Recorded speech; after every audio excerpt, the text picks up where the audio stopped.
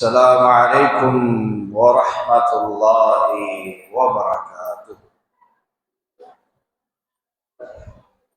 الحمد لله رب العالمين، والصلاة والسلام على أشرف الأنبياء والمرسلين نبينا محمد وعلى آله وصحبه أجمعين. أما بعد. ஈமானோடும் இஹ்திஸாபோடும் நோன்பை நோற்றுவிட்டு ஈமானோடும் இஹ்திஸாபோடும் இரவு தொழுகையை நிறைவேற்றிவிட்டு நன்மை போதாது இன்னும் கூடுதலாக வேண்டும் என்ற எண்ணப்பாங்கோடு அமர்ந்து கொண்டிருக்கிற உங்கள் யாவருக்கும் இறைவனது அன்பும் அருளும் கருணையும் கிருபையும் என்றென்றும் நின்று நிலவரமாக அன்பான அல்லாஹ் நல்லடியார்களே, நேற்றைய தினம்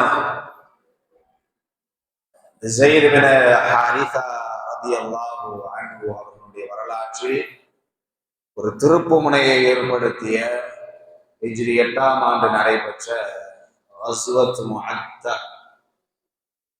யுத்தத்தில் நடந்த ஒரு நிகழ்வானோடு அதை முடிவுற்று இப்போது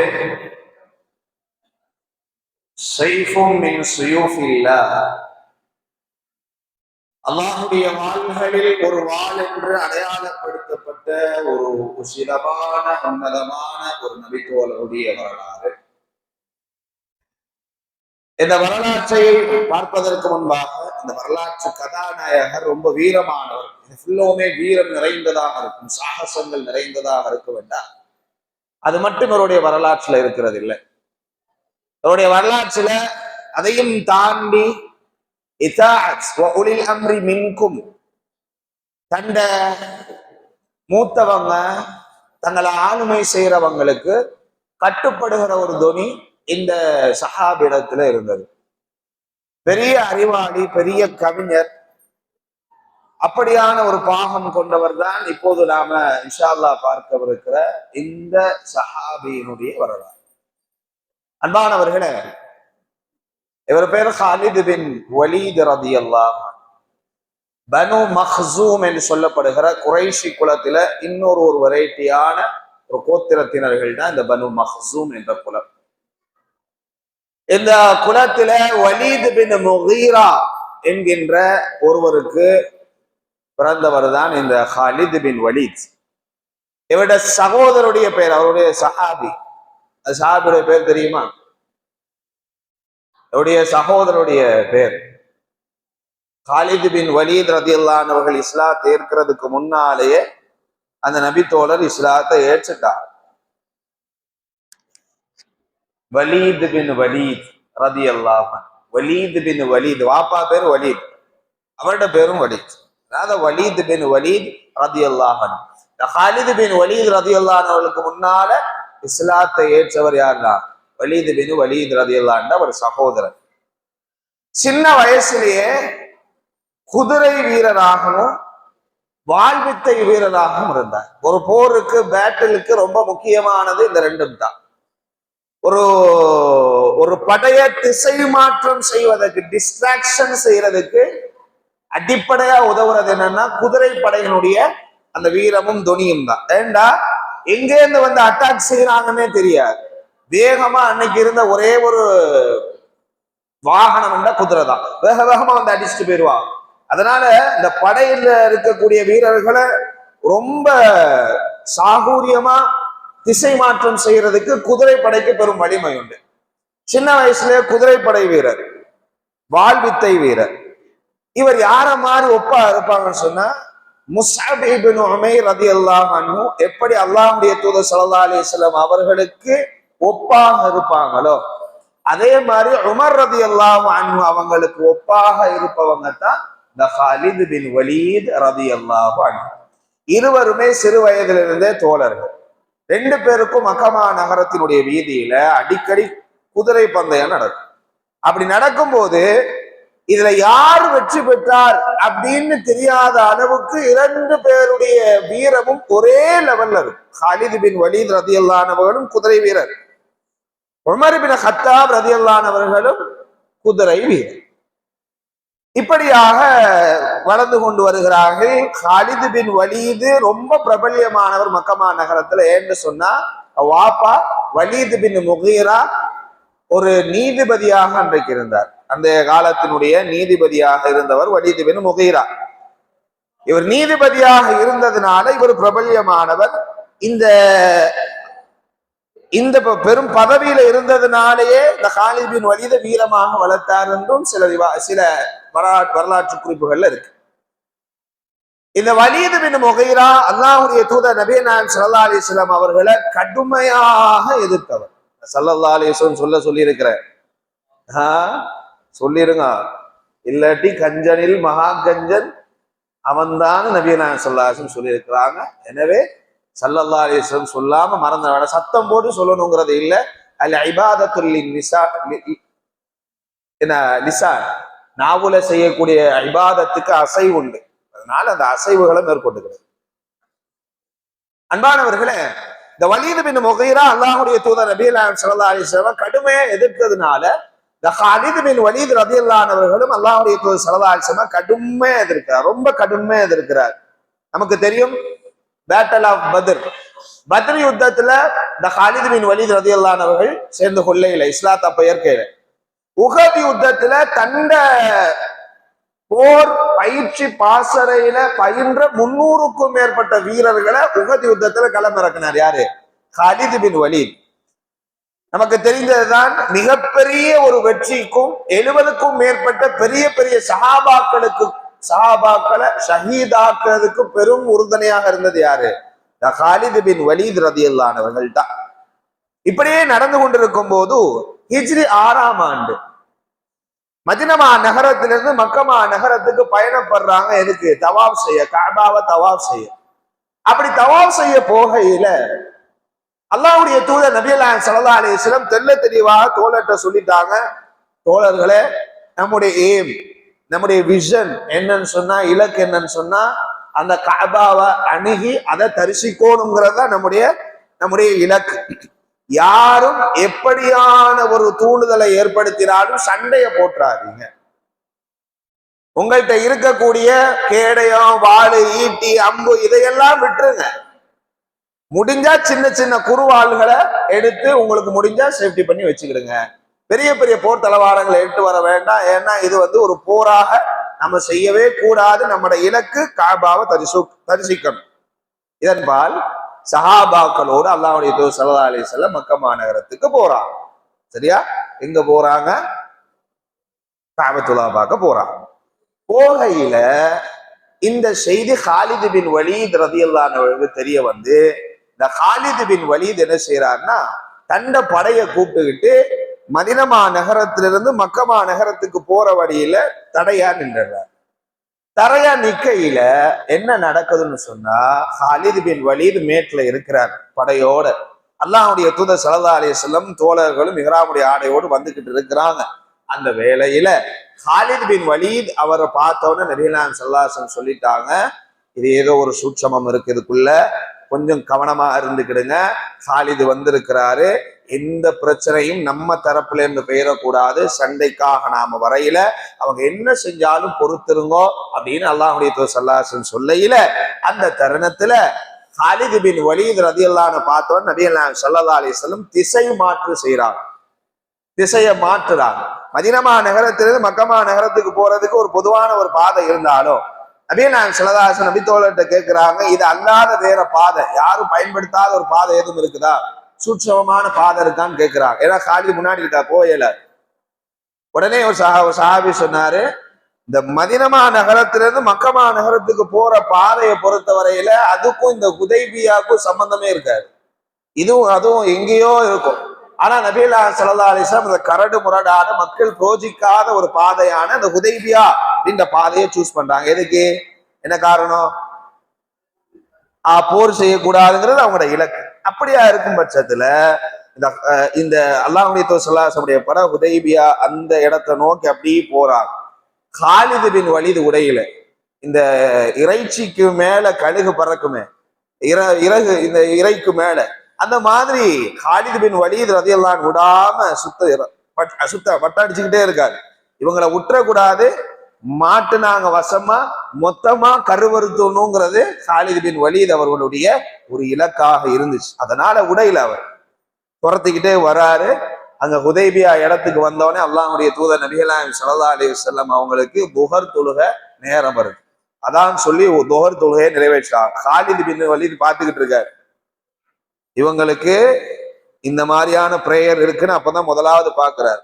ருக்கு சுஜூதெல்லாம் செய்யறாங்க. பேசிக்கிட்டாரு காலிது, இவனுங்க அடுத்த வாட்டி இதை செஞ்சாங்கன்னா மண்ணோட மண்ணை தலையை தரிச்சிடணும், தலைய வெட்டி கொய்து எடுத்துடணும் வேணா அப்படின்னு பிளானோட ரெடியா இருக்கிறாங்க. துஹர் தொழுகை அல்லாஹ்வுடைய தூதர் ஸல்லல்லாஹு அலைஹி வஸல்லம் முடிக்கிறாங்க. அஸருடைய நேரம் வருது. அஸர் தொழுகையை துவங்குறாங்க. துவங்குறதுக்கு முன்னால இமாம் இடத்துக்கு அல்லாஹ்வுடைய தூதர் நபிகள் நாயகம் ஸல்லல்லாஹு அலைஹி வஸல்லம் வந்த உடனே சூரத்துன் நிசா என்ற 4வது அத்தியாயத்துடைய 102வது வசனம் இறங்குது. நபியே, சலாத்துல் ஹவுஃப் அப்படின்னு ஒரு தொழுகையினுடைய சட்டம் இறக்கப்படும். சலாத்துல் ஹவுஃப்னா என்ன? பதஷ்ட நிலையில போர் மூண்டு இருக்கிற சூழல்ல ஒரு ஒரு பேட்டர்ன் ஆஃப் தி சலா, ஒரு எப்படின்னா அது ஒரு முறைமை. அந்த வசனத்தை படிச்சீங்கன்னா அவங்களுக்கு தெரியும். ஒரு சஹாபாக்கள் தொழுதுட்டு இருப்பாங்க, இன்னொருகள் பின்னாடி நிற்பாங்க பாதுகாப்புக்கு, அப்புறமா இவங்க வந்து தொழுவாங்க. இப்படி ஒரு ஒரு மெத்தாலஜியில அந்த தொழுகை நடக்கும். அதுக்கு பேர் சலாத்துல் ஹவுஃப் அப்படின்னு பேர். இது எங்க இருக்கு? 4வது அத்தியாயத்துடைய 102வது வசனம்.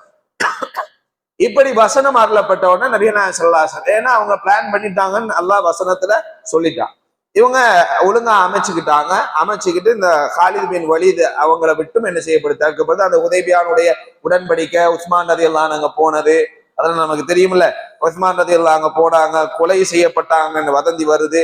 அதுக்கப்புறம் ஒரு மரத்துக்கு கீழே லகத் ரலியல்லாஹு அனில் முஃமினீன இத் யுபாயிஊனக தஹ்த ஷஜரதி ஃபஅலிம மா ஃபீ குலூபிஹிம். 1000க்கும் மேற்பட்ட சஹாபாக்கள் அந்த மரத்துக்கு அடியில இருந்து பைஅத் செஞ்சாங்களே, அதுக்கப்புறமா நிகழ்வாக நடக்குது. அது உஸ்மான் ரலியல்லாஹுடைய ஹிஸ்டரிக்குள்ள அது வந்துடும். சரியா? இப்ப ஹுதைபியா காலித் பின் வலீதோட முடியுது.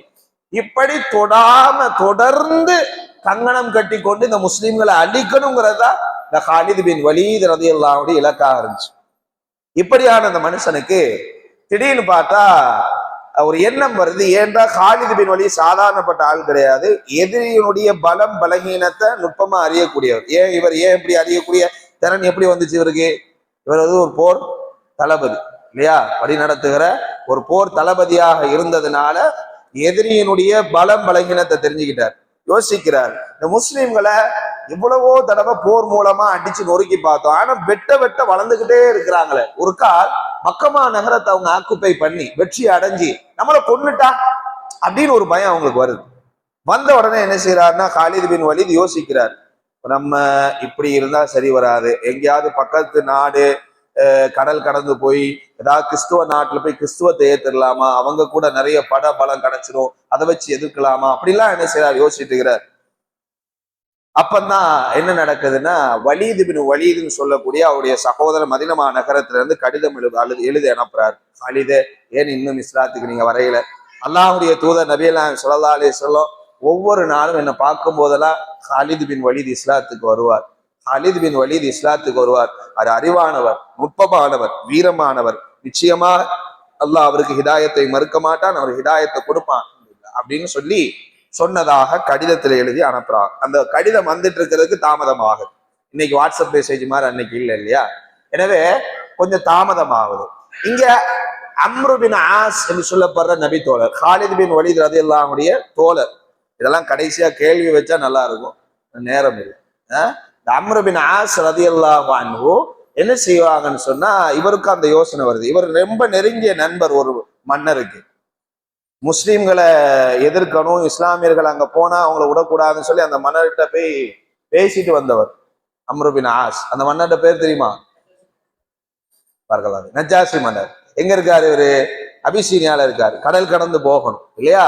கடல் கடந்து போய் என்ன செய்யறாருன்னா நஜ்ஜாசிட்ட போய், நஜ்ஜாசி, முகம்மதுடைய படையினுடைய வீரியம் கூடிக்கிட்டே போகுது, ஆள் எண்ணிக்கை கூடிக்கிட்டே போகுது. ஒரு கால் மக்கமா நகரத்தை ஆக்குப்பை பண்ணிட்டாங்கன்னா, ஆக்கிரமிச்சிட்டாங்கன்னா எங்களை கொன்னுருவாங்க, எனக்கு அப்படி பயமா இருக்குது, எனவே உங்களோட மதத்தை நான் ஏற்றுக்கொள்றேன் அப்படின்னு சொல்லி நஜ்ஜாசிட்ட வந்திருக்காரு. உடனே நஜ்ஜாசி மன்னர் சொன்னாரு, அம்ரே, நீ யாரை பயப்படுகிறாயோ அந்த முஹம்மது என்பவர் உண்மையான இறைவனின் உண்மையான தூதர் அவர்தான். நான் பல வேத புத்தகங்களை படைத்திருக்கிறேன், இப்படியான தொனியில இப்படியான தூதர் வருவார் என்று எனக்கு தெரியும். உண்மையான இறைவனின் தூதரே அவர் தான். நீங்கள் என்னிடத்தில் வந்து எந்த கொள்கை ஏற்க வேண்டாம், நானே அவருடைய கொள்கையில தான் இருக்கிறேன்றார். யாரு?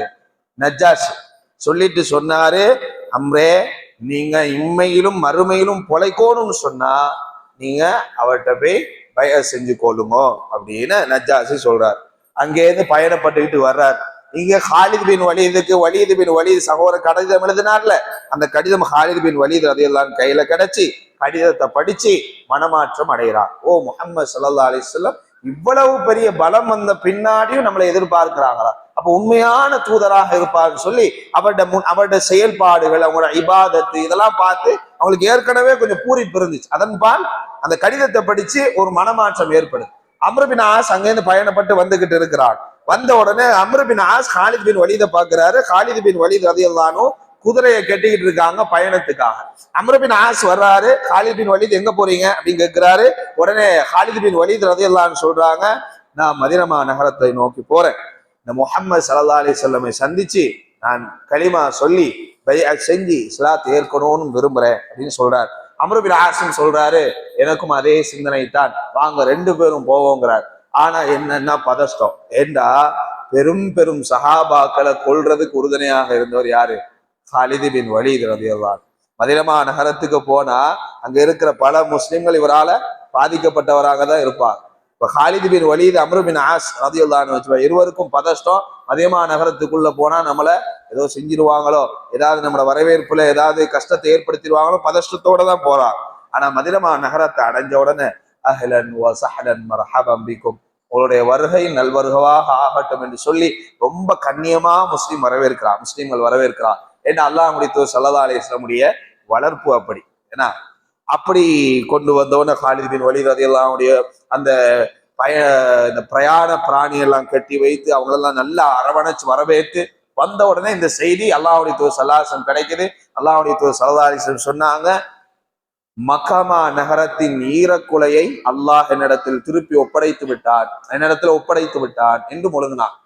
வந்த உடனே ஹாலித் பின் வலீத் அல்லாஹ்வுடைய தூதர் ஸல்லல்லாஹு அலைஹி வஸல்லம் முன்னாடி உட்கார்ந்தவனே, யா ரசூலல்லாஹ் முஹம்மது அவர்களே, நான் உங்களுக்கும் உங்களுடைய தோழருக்கும் ரொம்ப அநியாயத்தை செஞ்சுட்டேன், ரொம்ப அநியாயத்தை செஞ்சுட்டேன்.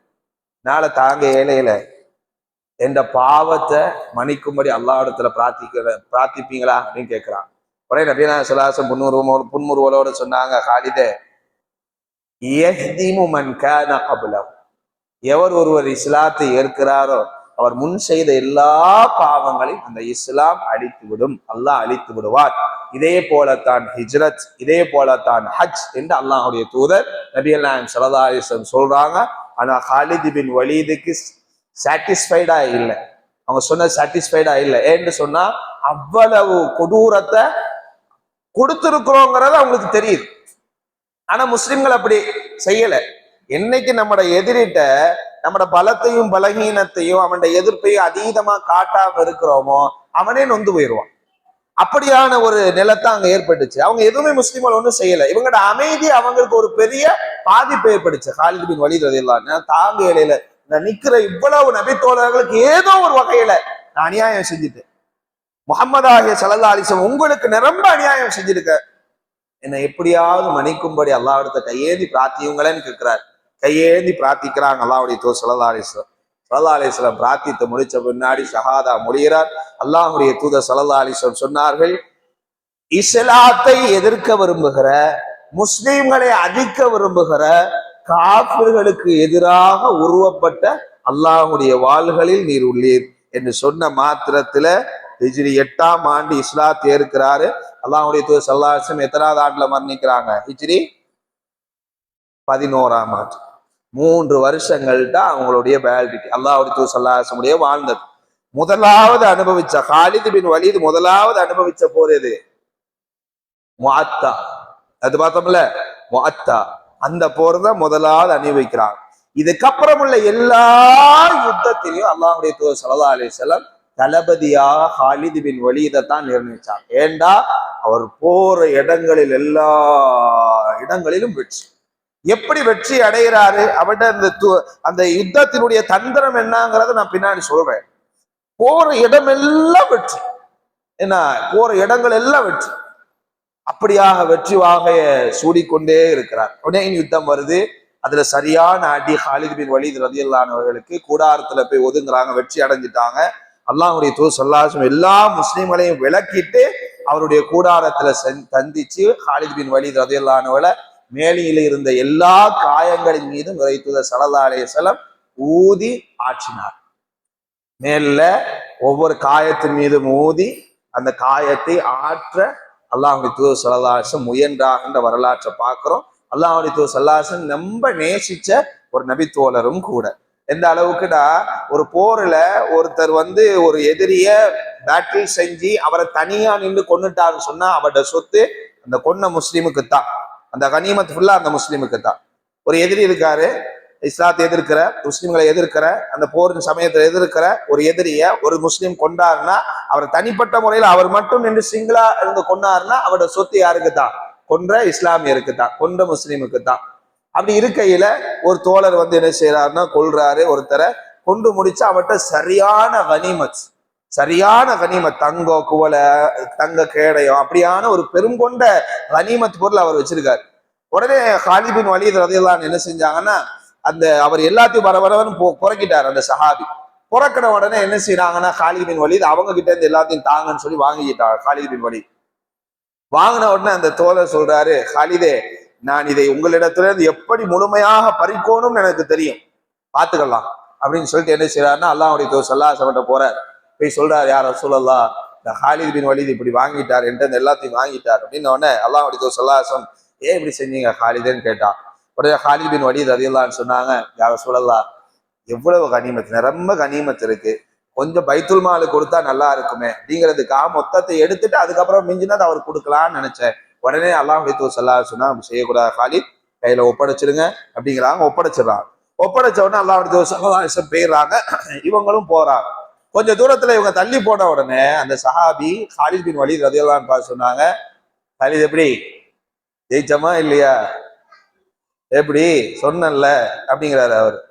ரசூல் ஸல்லல்லாஹு அலைஹி வஸல்லம் கேட்டவனா, ஹாலித் அதை அவர்கிட்ட கொடுக்காதீங்க, இருங்க அப்படின்னா.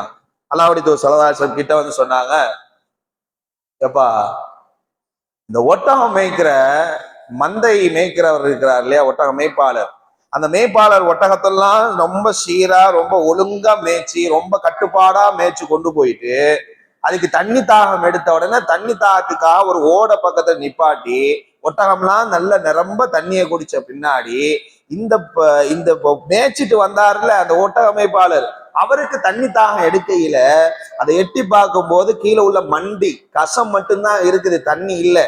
அந்த மாதிரி உங்களை ரொம்ப ஆர்கனைஸ்டா, உங்களை ரொம்ப பாதுகாத்து கட்டமைச்சு போர் யூகங்கள்லாம் வகுத்து தளபதிமார்கள் உங்களுக்கு சிரமப்பட்டு உங்களை போருக்கு வெற்றி அடைய செஞ்சா நீங்க ரொம்ப லேசா எல்லா உயர்தரமான விஷயங்கள்லாம் உங்களுக்கு எடுத்துட்டு ஒண்ணும் இல்லாதன்னு அவங்களுக்கு கொடுக்க பாக்குறீங்களா அப்படின்னு அல்லாஹ்வுடைய தூதர் ஸல்லல்லாஹு அலைஹி வஸல்லம் திட்டுனாங்க. ஏண்டா அப்படி ஒரு சிறந்த தளபதி யாரு, ஹாலித் பின் வலீத். அவ்வளவு ஆர்கனைஸ்டா கொண்டு போனாங்க. ஆனா தளபதிக்கு இல்ல, இவங்களுக்கு அந்த சாபி பேரும் வரையில, என்ன சொல்ல வேண்டிய அவசியம் இல்லை. ஆனா இப்படி இருந்திருக்கிறான் ஆரம்பத்தில். அப்ப அன்பானவர்களை, இப்படி ஒரு பாராட்டத்துக்கு தக்க அல்லாஹ்வுடைய தூதர் ஸல்லல்லாஹு அலைஹி வஸல்லம் பாராட்டப்பட்ட ஒரு நபி தோழர் யாருங்க, ஹாலித் பின் வலீத் ரலியல்லாஹு அன்ஹு. அல்லாஹ்வுடைய தூதர் ஸல்லல்லாஹு அலைஹி வஸல்லம் மரணம் அடைகிறார். மரணம் அடைஞ்ச பின்னால அபூபக்கர் சித்திக் ரலியல்லாஹு ஆட்சி காலம். அல்லாஹ்வுடைய தூதர் ஸல்லல்லாஹு அலைஹி வஸல்லம் 3 அறிவிப்பு செஞ்சாங்க. அந்த அகல் யுத்தம் தோண்டும் போது ஒரு பாறை குறுக்கிட்டு அந்த பாறையை உடைக்கும் போது 3 முறை ரசூல் ஸல்லல்லாஹு அலைஹி வஸல்லம் உடைச்சாங்க. அப்போ நான் உங்களை ரோமை வெல்லுவதை கண்டேன், பாரசீகத்தை வெல்லுவதை கண்டேன், ஷாமை வென்றெடுப்பதை கண்டேன்னு சொன்னாங்கல்ல. அபூபக்கர் சித்திக் ரலியல்லாஹு அன்ஹு ஆட்சி காலத்துல ரோம் வெற்றி கொள்ளப்படுது, பாரசீகம் வெற்றி கொள்ளப்படுது. யாரால? அல்லாஹ்வுடைய உதவியால ஹாலித் பின் வலீத் ரலியல்லாஹு அன்ஹு வெற்றி கொள்றான். அபூபக்கர் சித்திக் ரலியல்லாஹு அன்ஹு கடிதம் எழுதுறாங்க, ஷாம் பேலன்ஸ் இருக்கு, உங்களால ஏழுவா அப்படின்னு சொல்லி அங்கேருந்து அப்படி ஏழும்னு சொல்லி அந்த பயணத்தை அந்த கூட்டத்தை அப்படியே கொண்டு போறாங்க. கிட்டத்தட்ட 46,000 முஸ்லீம்கள், கிட்டத்தட்ட 46,000 முஸ்லீம்கள் ஹிஜ்ரி 15ஆம் ஆண்டு வரலாற்றுல ரொம்ப முக்கியமாக நடந்த ஒரு யுத்தம், ரொம்ப ரொம்ப முக்கியமா நடந்த யுத்தம். அந்த யுத்தத்துக்கு பேர் தெரியுமா? ஹாலித் பின் வலீத் ரலியல்லாஹுடைய வாழ்க்கையில தளபதியாக நின்று கடைசியா நிறைவேற்றின யுத்தம் அந்த யுத்தத்தான். அந்த யுத்தம் தான் பெரும் பெரும் அந்த லெபனான், பலஸ்தீன், ஜோர்டான் போன்ற பகுதிகளில் உள்ள ஆட்சியாளர்களை திக்குமுக்காட வைத்தது. பெரும் படை ஹெர்குலிஸ் தெரியுமா? ஹெர்குலிஸ், அந்த ஹெர்குலிஸ் உடைய படைகள் எல்லாம் வேர்ல்டு ட்ரைன்டு பீப்புள். அவங்களெல்லாம் பேட்டலுக்காக டைம் பண்ணப்பட்ட ஹெர்குலிஸ் அந்த சிறந்த ஒரு மாவீரனா அன்றைக்கு பார்க்கப்பட்ட அவன் படம்லாம் இருக்காங்க. எர்மூக் என்ற யுத்தம் ஹிஜ்ரி 15ஆம் ஆண்டு நடந்த எர்மூக் என்ற யுத்தம் சிறப்பான ஒரு யுத்தம், வீர வரலாற்று மிக்க ஒரு யுத்தம் எர்மூக்.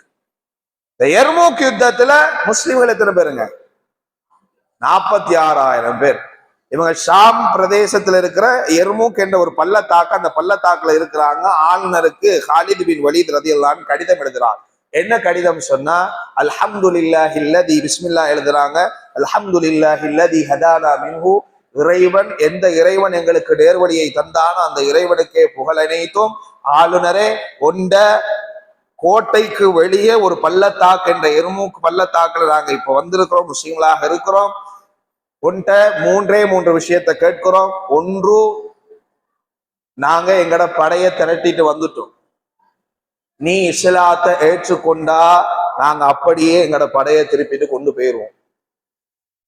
இல்ல நான் இஸ்லாத்தை ஏற்க மாட்டேன் அப்படின்னு நீ சொன்னா ஜிஸ்யா என்கின்ற வரியை கட்டி உண்ட கொள்கையிலே நீ வாழ்ந்து கிடலாம். ஆனா எங்கட கட்டுப்பாடு கீழே உண்ட கொள்கையில வாழ்ந்து ஜிஸ்யான்ற வரி எங்களுக்கு கெட்டோம். இந்த ரெண்டுக்கும் நீ உடன்படையிலன்னா மூன்றாவது விஷயம்,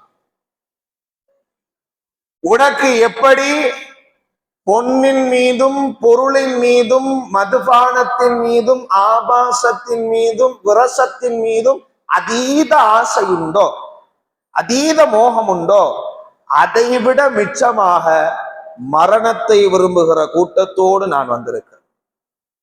மரணத்தை சுமந்து வந்திருக்கிற ஒரு கூட்டத்தோடு வந்திருக்கிற நீ இந்த ரெண்டுக்கும் உடன்படையிலனா இந்த கூட்டம் மரணம் அடைகிற வரையிலும் உன்னோடு போரிடும் என்ற வாசகத்தை எழுதி அனுப்புறாரு அந்த ஆளுநர்.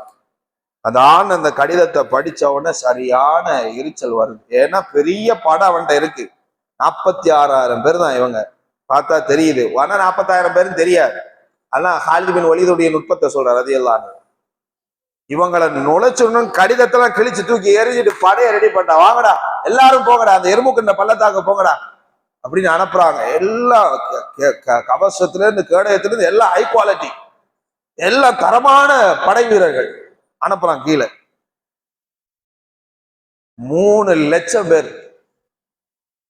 நம்ம படையில எத்தனை பேரு? 46,000 பேர். இங்க 3 லட்சம் பேர் வந்துட்டாங்க. ஹாலித் பின் வலீத் என்ன செஞ்சா தெரியுமில? அவர்கிட்ட போர் தந்துரும். எதிரிகளால அவர் இருக்கிற படையில எத்தனை பேர் படை வீரர்கள் இருக்கிறாங்கன்னு யூகிக்கவே முடியாது. என்ன செய்வார் தெரியுமா?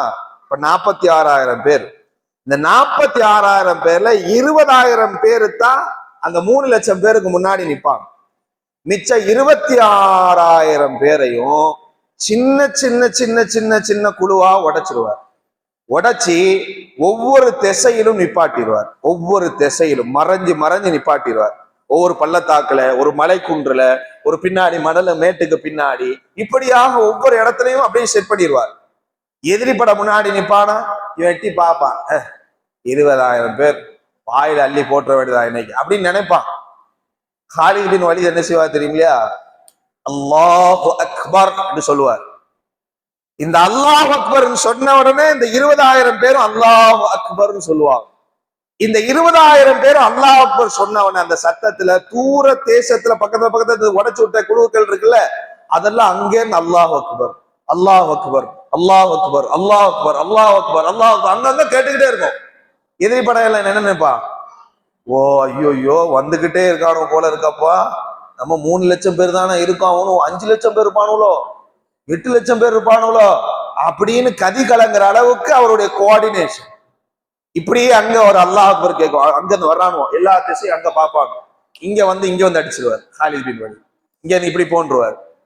அங்க இங்க திரும்பி இங்க இருந்து பார்ப்பானோ. ஏண்டா முதல்ல சைக்காலஜிக்கல் ரீதியா படக்கூடன் காட்டுறாரு. படக்கூடன் திணறிடுவாங்கல்ல. அப்படி திணறின உடனே படம் நேரம் இந்த 20,000 பேர் களத்துல குதிப்பாங்க. இவங்களை கேட்டுட்டு இருக்கவன இங்க சத்தம் வரும். ஆனா இங்க இருந்து வரமாட்டாங்க, இங்க இருந்து வந்துருவாங்க. சட சட சட சட சடன்னு அடிச்சு அடிச்சு அடிச்சு அடிச்சு அப்படியே கொஞ்சம் கொஞ்சமா பேட்டல் என்ன செய்யுது, அதுல அடி உழுது. அதுல யார் இருக்கானா உபைதத்து பின் ஜர்ராஹ் அல் அமீனு ஹாதிஹில் உம்மா, இந்த உம்மத்துல நம்பகமானவர் என்று அல்லாஹ்வுடைய தூதர் ஸல்லல்லாஹு அலைஹி வஸல்லம் அவர்களால் அடையாளப்படுத்தப்பட்ட உபைதத்து பின் ஜர்ராஹ் ரலியல்லாஹு அன்ஹு இருக்கிறாங்க. இவர் பின்னாடி என்னவா ஆறார் நம்ம பார்த்துருவோம். அந்த சமயத்துல இக்ரிமா ரலியல்லாஹு அன்ஹு, இக்ரிமா யாட மகன்? அபு சுஃபயானா அபு ஜஹலா? இக்ரிமா பின் அபி ஜஹல், அபு ஜஹலுடைய மகன் இக்ரிமா. இக்ரிமா வர நேரா அபு உபைதாட்ட, போர் நடந்துகிட்டு இருக்கு.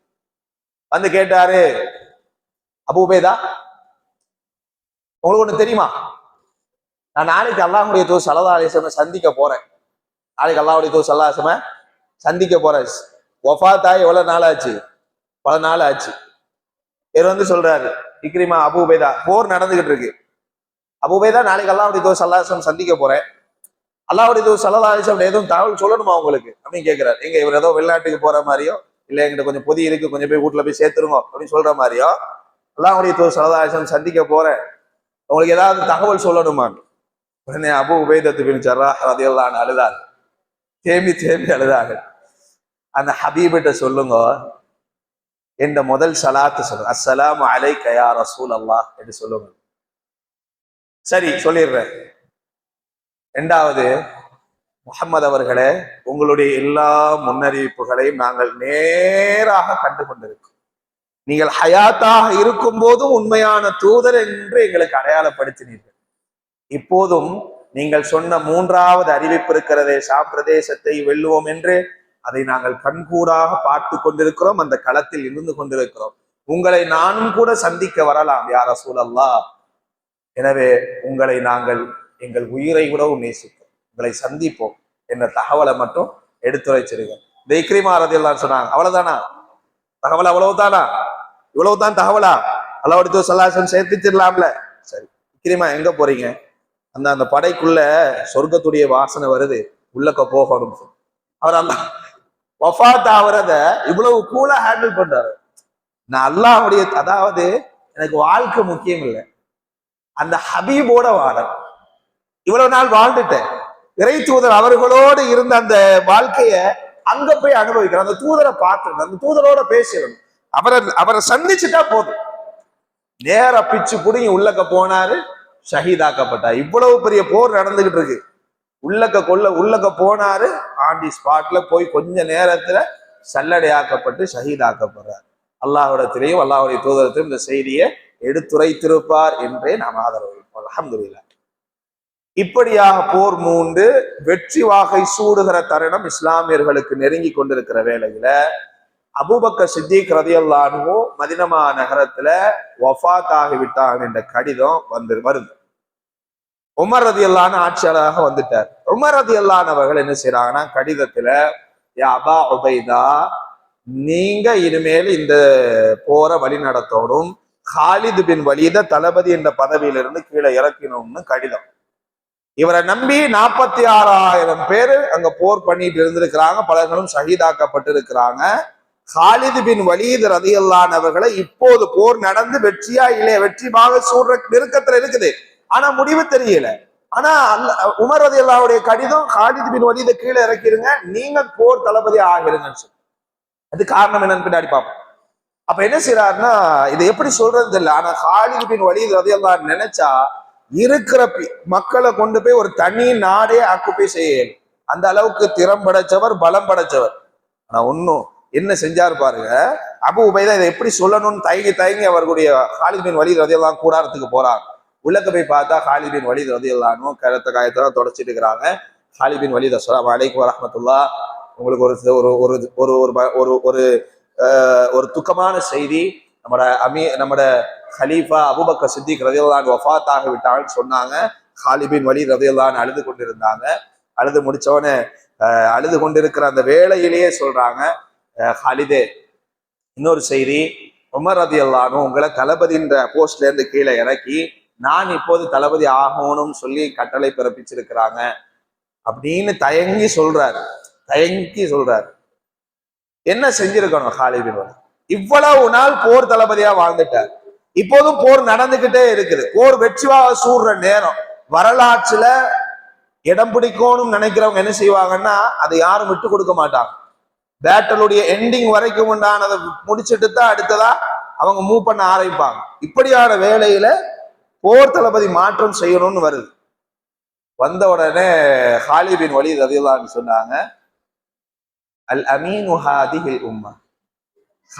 அபு உபைதா, அல்லாஹ்வுடைய தூதர் ஸல்லல்லாஹு அலைஹி வஸல்லம் வாழும்போது உங்களை இந்த உம்மத்தின் நம்பிக்கை மிக்கவராக அடையாளப்படுத்துறார். எனக்கு முன்னால இஸ்லாத்தை ஏற்றவங்க நீங்க இந்த போரை வழி நடத்தாம வேற யாராலும் போரை வழி நடத்த, என்னை விட நீங்கள் தான் தகுதியானவர். உமர் உண்மையை உரைத்திருக்கிறார், நீங்கள் போரை வழி நடத்துங்கள் என்று போல வழி நடத்துறான். ஹாலித் பின் வலீத் ரலியல்லாஹு அன்ஹு இருக்காங்க, வெற்றி தான். ஆனா அதுக்கு பின்னால ஹாலித் பின் வலீத் ரலியல்லாஹு அன்ஹு எந்த போரிலும் தளபதியாக இருக்கவில்லை. ஹிஜ்ரி 21ஆம் ஆண்டு வரையிலும். எப்ப நடந்துச்சுங்க எர்முக் யுத்தம்? 15ல நடக்குது எர்முக் யுத்தம், சஃபர் மாசத்துல. ஹிஜ்ரி 21ஆம் ஆண்டு வரையிலும் ஹாலித் பின் வலீத் சாதாரண படை வீரராக இருந்தால் எதிலையும் தளபதியாக ஆக்கப்படவில்லை. ஹிஜ்ரி 21ஆம் ஆண்டு சிரியாவில் இருக்கிற ஹிம்ஸ் அப்படின்னு ஒரு பகுதி. இந்த ஹிம்ஸ் என்ற பகுதியில நோய்வாய்ப்படுறாரு ஹாலித் பின் வலீத் ரலியல்லாஹு அன்ஹு. நோய்வாய்ப்பட்ட அவங்க அருகாமையில அபு தர்தா, பேர் என்னங்க? அபு தர்தா ரலியல்லாஹு அன்ஹு அவர்கள் தான் ஹாலித் பின் வலீத் ரலியல்லாஹுடைய இறுதி நேரத்துல இருக்கிறார். அபு தர்தா வர்றார். வந்தவொடனே ஹாலித் பின் வலீத் ரலியல்லாஹு அன்ஹு சொன்னாங்க, அபு தர்தா, எனக்கு எந்த சொத்தும் பெருசா இல்லை, ஆனா இந்த கேடயம், இந்த இருக்கு வாளு, இந்த ஈட்டி, இதெல்லாம் நான் வஃபாத்தான பின்னாடி அல்லாஹுடைய பாதையில போர் விடுவதற்காக முஸ்லிம்கள் பயன்படுத்தி கொள்ளட்டும், இதை நான் அவங்களுக்காக இதை நான் கொடுத்துட்றேன். ரெண்டாவது, மதீனா நகரத்துல எனக்கு ஒரு வீடு இருக்கு, அந்த வீட்டை நான் ஏழைகளுக்காக கொடுத்துட்றேன். அந்த வீடு எந்த வீடு தான் அடையாளத்துக்கு சாட்சிக்கு உமர் ரலியல்லாஹு அன்ஹு இருக்கிறாங்க, அவங்க கிட்ட கேட்டுக்கிடுங்க. ஒன்றை மட்டும் நல்லா புரிஞ்சுக்கிடுங்க, அமீருல் மோமினீன் உமர் பின் கத்தாப் மட்டும் மரணிச்சு விட்டா ஃபித்னா பரவலாக எழும்ப ஆரம்பித்து, இருள் சூழுவதை போல ஃபித்னாக்கள் முஸ்லிம்களை சூழ ஆரம்பிக்கும் அப்படின்னு சொல்றாரு. அவருடைய நல்ல எண்ணம். ஹாலித் பின் வலீத் ஒரு வார்த்தை கூட ஏன் என்ன இறக்குறீங்க, திடீர்னு என்ன பதவி விட்டு நீக்குனா மக்கள் என்ன நினைப்பாங்க, ஏதோ தப்பு செஞ்சிட்டார் போல இருக்குது, அதனாலதான் பதவி விட்டு நோட்டிருக்காங்க அப்படின்னு நினைப்பாங்களா? இல்லை, இப்படிலாம் எதுவுமே சொல்லல. அமீர் மோமின் யாருக்கும் சொல்ல வேணாம், எனக்கு மட்டும் தனியாவது சொல்லுங்களேன், ஏன் என்னை பத்தி இறக்குனீங்க அப்படின்னு ஒண்ணுமே கேட்கல ஹாலித் பின் வலீத். அமீர் மோமின் சொல்லிட்டாங்க, இறங்கியாச்சு, முடிஞ்சு போச்சு. அதுக்கப்புறம் ஒன்னும் பேசல, இதை பத்தி கேட்கவே இல்லை. அபு தர்தா கிட்ட சொன்னார் ஹாலித் பின் வலீத், உருக்கமான விஷயம். சட்டையை கழட்டினார் ஹாலித் பின் வலீத். கழட்டி வச்சுட்டு, ஹாலித், அது அபு தர்தா, உங்களோட கையை தாங்கன்னு சொல்லி உடம்பெல்லாம் தொட்டு பார்க்கிறார். தொட்டு பாருங்கன்னு சொல்லி, உடம்புல பள்ளம் இல்லாத இடமே இல்லை, அவ்வளவு பெரும் பெரும் வெட்டுகள் கொண்ட காயங்கள். இன்னைக்கு நம்ம பொம்பளையிலோ வீட்டுல அடுப்பங்கரையில இருந்தா வெட்டு காயம் கையில, மீன் கழுவும் போது காய்கறி நடுக்கும் போது உள்ள வெட்டு காயமே பெருசா இருக்குது. இவர் பல போரை கண்டவர், உடம்புல சரமாரியான வெட்டுகள், குழி கிடக்குது. சோறு போட்டு சாப்பிடுற அளவுக்கு குழி, உடம்புல முதுகுல எல்லாம் குழி. இதெல்லாம் தொட்டு பாருங்க அபு தர்தான்னு சொல்லி சொல்றாரு. நம்ம தொட்டு பார்க்கறது வேற சொல்லுவோம், தொட்டு பார்த்தியா எப்படி பார்த்துக்கோ உசாரா, அது வேற தொட்டு பார்க்கறது. இது அந்த தொட்டு பார்க்கறது இல்ல.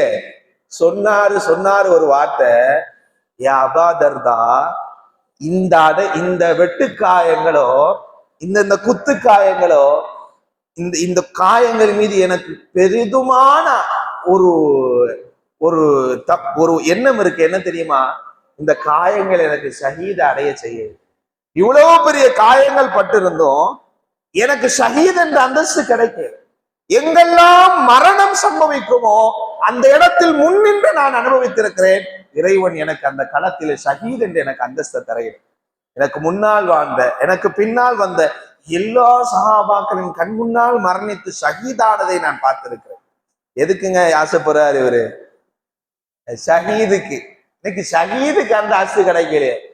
கல்யாண வீட்டுல இன்னும் வந்தா நான் தான் மாப்பிள்ளையா இருப்பேன், என்ன எல்லாத்தையும் நான் தான் முதன்மையா இருப்பேன், என்ன முதன்மையா ஆக்கலைன்னா நான் அவன்கிட்ட பேச மாட்டேன், அதுல இருக்க மாட்டேன், முகத்தை சுழிச்சுக்கிட்டு நடப்ப உறவை முறிச்சிருவேன்னு தெரியுமாம்ல. அவர் எதுக்கு கோவப்படுறாரு? எனக்கு ஷஹீதுன்ற அந்தஸ்தே கிடைக்கலையே அப்படின்னு அழுகிறார். அழுது போட்டு கடைசியா சக்கராத்துடைய நிலை, வஃபாத் ஆகிறார். ஹிஜ்ரி 21ஆம் ஆண்டு. வஃபாத் ஆன பின்னாடி அபூ தர்தா சொல்றாரு, அந்த ஹாலித் பின் வலீத நான் தான் குளிப்பாட்டினேன். அவர் மேல மட்டும்தான் காமிச்சாரு. ஆனா நான் அவரை ஜனாசா குளிப்பாட்டுகிற போது, அவருடைய உடல்களை நான் சுத்தம் செய்கிற போது, நான் தொட்ட இடங்களில் எல்லா இடங்களிலும் காயத்தை தவிர வேறு எதுவுமே இருந்தது. தொடுற இடமெல்லாம் காயம். ஆனா வருத்தப்பட்டது, எந்த காயமும் என்ற உசுரை வாங்கையிலே அந்த கடத்துல. அன்பானவர்களை இப்படி சொல்லிட்டு சொன்னாரு, சாதாரண ஒட்டகம் தண்ட இடத்துல மடிஞ்சு உளுந்து சாவுற மாதிரி நான் எந்த இடத்துல மடிஞ்சு உளுந்து சாகிறேன்னு, இந்த சாவு எனக்கு பிடிக்கலன்னு சொன்னார். ஆனா இறைவன் எனக்கு தந்ததை நான் ஏற்றுக்கொள்றேன், என்ற ரப்ப நான் சந்திக்க போறேன் அப்படின்னு சொல்லி இறுதி தருவாயை அமைத்து கொண்டு மிக வருத்தத்தோடு மரணம் செஞ்சார். என்ன வருத்தம்? சொத்து பங்கிடையிலேயே, என்ன பிள்ளைக்கு எங்க சொத்து இருக்குன்னு சொல்லையிலேயே, எவன் எனக்கு கடன் தரணும், எவன் எனக்கு கடன் கொடுத்த கடனை மீட்டி தரணும்னு யார்ட்டையும் சொல்லையிலேயே இந்த வருத்தம் இல்லை, ஷஹீதாகலே. அன்பான அல்லாஹ் நல்லடியார்களே, ஹாலித் பின் வலீத் ரலியல்லாஹுடைய வரலாறு இதுதான். இன்னும் நெடுக இருக்கிறது, நேரம் பற்றாக்குறையினால்.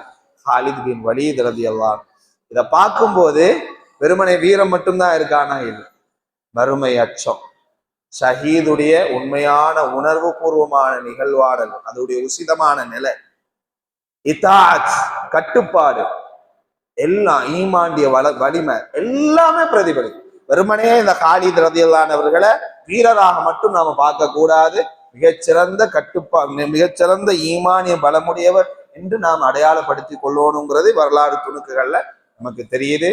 ஹாலித் பின் வலீதை சந்திச்சிருவோமா நாள மறுமையில இன்ஷா அல்லாஹ். அவரை வளர்த்த இந்த மாதிரி உன்னதமான இக்ரிமா போன்ற அந்த வீரமான தோழரை உண்டாக்குன இந்த தூதர் ஸல்லல்லாஹு அலைஹி வஸல்லம் சந்திச்சிருவோமா இன்ஷா அல்லாஹ், அவரோட பேசுவோமா இன்ஷா அல்லாஹ் மறுமையில. அல்லாஹ் கண்டிப்பா அதுக்குண்டான வாய்ப்பை நம்ம எல்லாருக்கும் இன்ஷா அல்லாஹ் கண்டிப்பா தருவோம். ஹுஸ்னு தன்னு பில்லாஹ், அல்லாஹ்வை நல்லெண்ணம் கொண்டு அல்லாஹ்வை நல்லெண்ணம் கொள்வதன் மூலம் அல்லாஹ்வுடைய தூதர் ஸல்லல்லாஹு அலைஹி வஸல்லம் சந்திச்சு அவரோடு உரையாடுகிற வாய்ப்பை நம் யாவருக்கும் நசீபாக்குவார். அஸ்ஸலாமு அலைக்கும் வரஹ்மத்துல்லாஹி வபரகாத்துஹு.